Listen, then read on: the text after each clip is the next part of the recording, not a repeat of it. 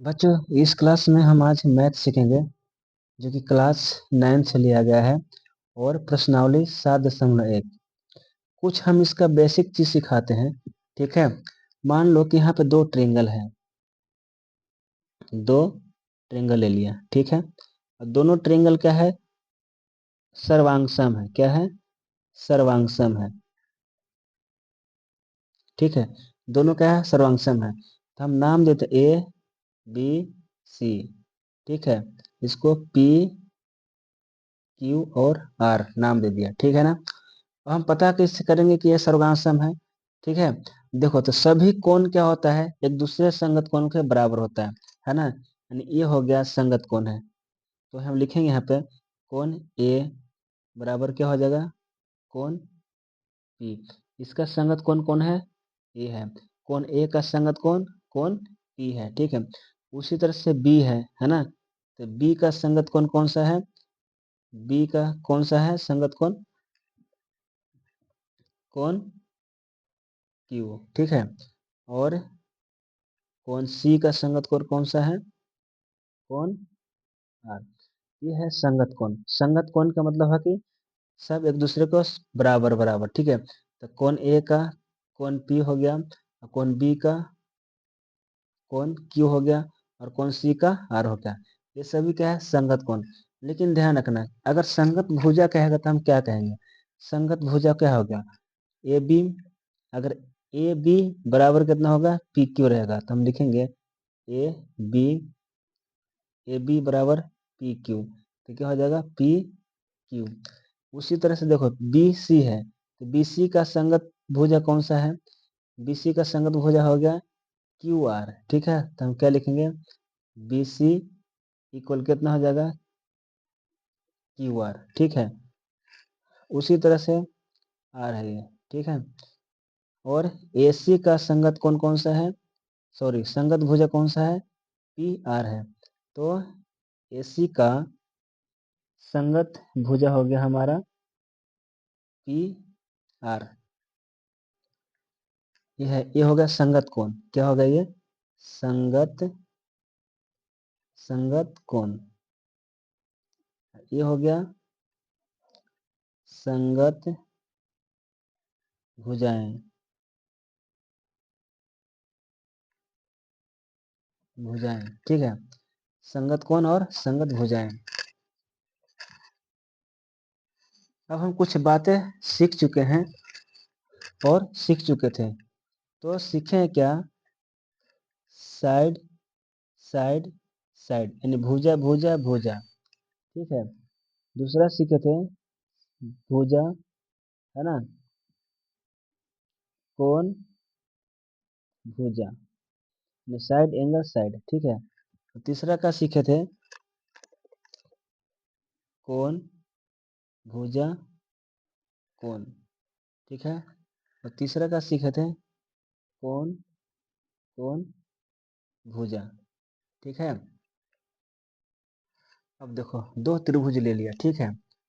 इसमें है कि साइड एंगल साइड के बारे में हम चर्चा कर रहे हैं। ठीक है ना, कि साइड एंगल साइड क्या है। तो कर कि अगर दो भुजाएं, ठीक है, ए बी और पी क्यू है, कर कि दो भुजाएं, ठीक है, और उनके बीच का कोण, तो दो भुजाएं ले लिए, उनके बीच का कोण, ठीक है, ये हो गया, है ना, ये वाला दो भुजाएं हो गया, और बीच का कोण हमारा ये है। ठीक है। तो दूसरी ए भुजाएं, ये भी रहेगा, ये भी है, इसके बीच का कोण ए रहेगा। ठीक है। तो कह रहा है कि दो भुजाएं और उनके बीच का कोण दूसरे त्रिभुज के संगत दो भुजाओं और उसके बीच की कोण के बराबर है। ठीक है। मान लेते हैं ए बी और बी सी, तो यहाँ बीच का कोण क्या होगा? पी क्यू और क्यू आर के बीच का कोण के बराबर है। तो भी हम कहेंगे कि यह क्या है? यह त्रिभुज क्या है? सर्वांगसम है। ठीक है। आया समझ में एक बार और? अगर दो भुजाएं, दो भुजाएं, ठीक है, ए बी और बी सी, ठीक है, उसके बीच का कोण, ठीक है, दूसरे त्रिभुज के संगत दो भुजाओं और उसकी बीच की कोण के बराबर है।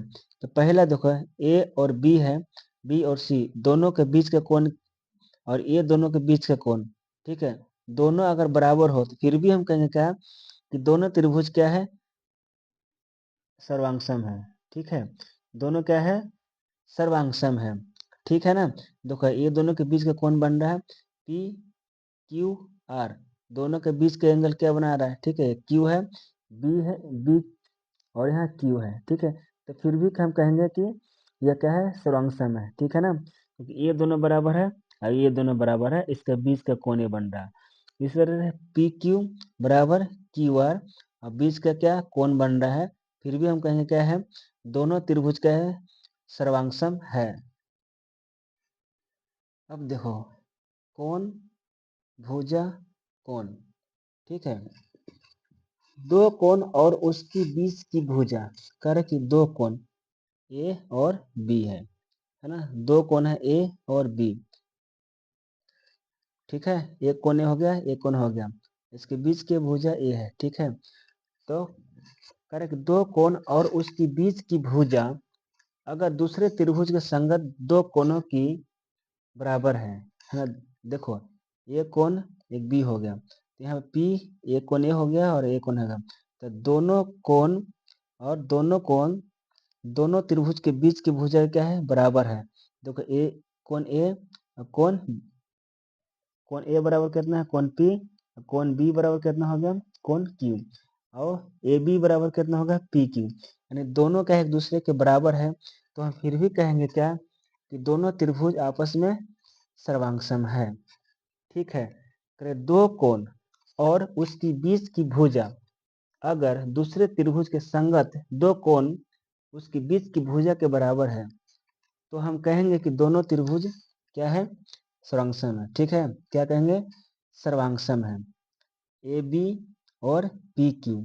ठीक है, ए बी कौन बना रहा है, ये भी कौन है, बीच की भुजा ये है। ठीक है, ए कौन और बी कौन है, बीच की भुजा ये है और ये है, तो हम कहेंगे कि क्या हो जाएगा, दोनों त्रिभुज क्या रहेगा, सर्वांगसम, यानी दोनों एक दूसरे को बराबर है। ठीक है, और कह रहे कौन कौन साइड। ठीक है, कह रहे कि दो कोण बराबर है, ये कोण बराबर है। ठीक है, और तीसरा कोई सा साइड क्या हो, बराबर हो। ठीक है, चाहे ए बराबर हो चाहे ए बराबर हो, है ना, चाहे ए बराबर हो चाहे ए बराबर हो चाहे ए, दोनों कोई सा साइड बराबर हो, तो हम फिर भी कहेंगे, क्या कहेंगे कि दोनों त्रिभुज आपस में सर्वांगसम हो। लिखा ना, कोण कोण भुजा, तो दोनों कोण या कोई सा कोण दो। ठीक है, अब तीसरा भुजा बराबर हो। ठीक है, इसमें दो कोण एक भुजा, इसमें भी दो कोण और एक भुजा, चाहे ये कोण या कोई सा भुजा हो, है ना, दो कोण और तीसरा कोई सा भुजा बराबर हो, तो हम कहेंगे कि क्या है, ये दोनों त्रिभुज आपस में क्या है, सर्वांगसम है। ठीक है, अब हम चलते हैं प्रश्नावली, क्वेश्चन नंबर 1 पर। प्रश्नावली 7.1 क्लास 9th। ठीक है, प्रश्न क्या है कि चतुर्भुज ए बी सी डी में ए सी बराबर ए डी है और ए बी कोण ए को समद्विभाजित करता है। सिद्ध करो कि त्रिभुज ए बी सी बराबर त्रिभुज ए बी डी सर्वांगसम है। बी सी और बी डी के बारे में आप क्या कह सकते हैं। ठीक है, बी सी और बी डी के बारे में आप क्या कह सकते हैं। ठीक है, अब यहाँ देखो ये हमारा क्या है, आकृति दिया हुआ है। ठीक है, सोल्व सोल्व लिखना जरूरी है। ठीक है बच्चों, अब हमारा ये है ए ए बी सी डी, ये क्या आकृति है। ठीक है, तो हम सबसे पहले क्या करेंगे कि त्रिभुज ए बी सी, तो ए बी सी व त्रिभुज ए बी डी को। ठीक है, तो ए सी है, देखो ए सी और ए डी। ठीक है, दिया हुआ है, ए सी और ए डी क्या दिए हैं, दिया हुआ है, तो हम लिख देंगे कि ए सी बराबर ए डी है, ए सी बराबर ए डी, ए सी बराबर ए डी। इसको रीजन में लिखने पड़ेगा, तो यहाँ पे ब्रैकेट करता हूँ, दिया है। अगर इंग्लिश में होता तो गिवन लिखा जाता, ठीक है। तो हिंदी है, अब देखा जाएगा दिया है, ठीक है। अब देखो क्या करें, तो इसको 1 इसको 2 2 नाम दे देते हैं, ठीक है। क्योंकि अब इसमें दिया है, क्वेश्चन क्या कह रहा है ना, कि AC AD और AB कोण A को समद्विभाजित करता है। तो अब इसमें लिख देंगे हम कि कोण 1 कोण 2 को, ठीक है। तो कोण 1 बराबर कोण 2, है ना। AB कोण A की क्या करता है, समद्विभाजित कर रहा है, ठीक है। तो लिखेंगे हम यहाँ पे समद्विभाजक है, ठीक है। क्या है ये, समद्विभाजक है। और देखो ये दोनों उभयनिष्ठ दे रखा है, ठीक है। ये दोनों क्या है, उभयनिष्ठ है। A के बराबर B है, B के बराबर A है। तो हम यहाँ पे लिखेंगे कि AB बराबर AB, रीजन लिखने पड़ेगा। रीजन क्या लिखेंगे हम, रीजन है उभयनिष्ठ, उभयनिष्ठ,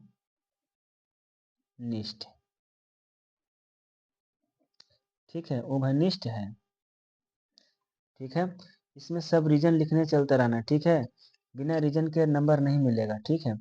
उसके बाद हम लिखेंगे कि साइड एंगल साइड, यानी भुजा कोण भुजा, अभी बताया था कि हम लिखेंगे साइड एंगल साइड के, ठीक है, नियम नियम से, ठीक है। तो त्रिभुज ABC,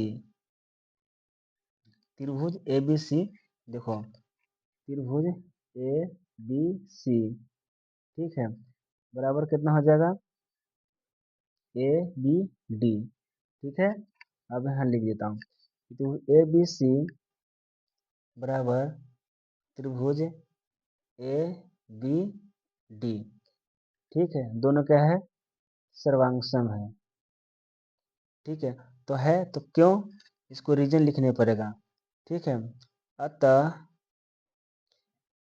BC बराबर BD, तो इसमें भी आ गया, देखो BC बराबर, ठीक है, BC बराबर BD, ठीक है। देखो कैसे, BC बराबर कितना, BD। इसमें क्वेश्चन में क्या लिखा हुआ है, देखो क्वेश्चन में क्या कह रहा है कि BC और BD के बारे में आप क्या कह सकते हैं। हाँ, तो BC और BD के बारे में यही कह सकते हैं, दोनों एक दूसरे क्या है, बराबर है। तो बराबर है तो क्यों है, इसको साथ हमको रीजन देने पड़ेगा, ठीक है। BC बराबर BD, यहाँ पे लिखेंगे बाई, ठीक है, CPCT,